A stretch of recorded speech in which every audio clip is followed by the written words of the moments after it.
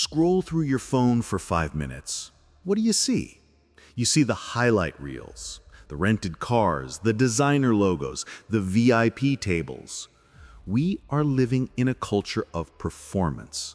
We have been brainwashed to believe that success looks like spending money. But there is a dirty little secret behind all that flash. Most of what you see isn't wealth. It is debt. It is a masquerade. We are drowning in payments just to maintain an image for an audience that is scrolling right past us. You have to understand the fundamental difference between looking rich and being rich.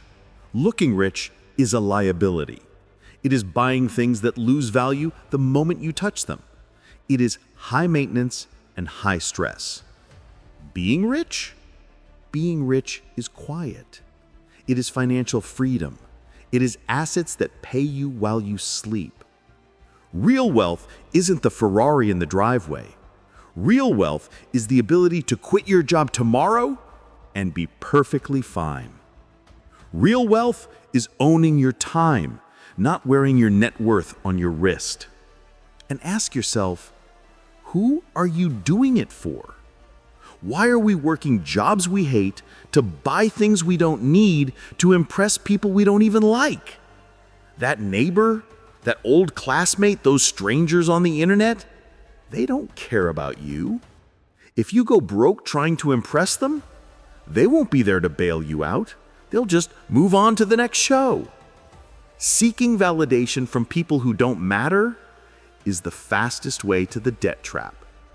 It takes courage to step off the hamster wheel of consumption. It takes confidence to drive an older car so you can invest in a brighter future. The hip-hop mogul and billionaire GenZ dropped the ultimate truth bomb when he said, "The goal isn't to look rich, the goal is to be rich." Stop trying to impress people who don't care about you with money you don't have. So stop performing, start building. Let them have the logos, you take the freedom.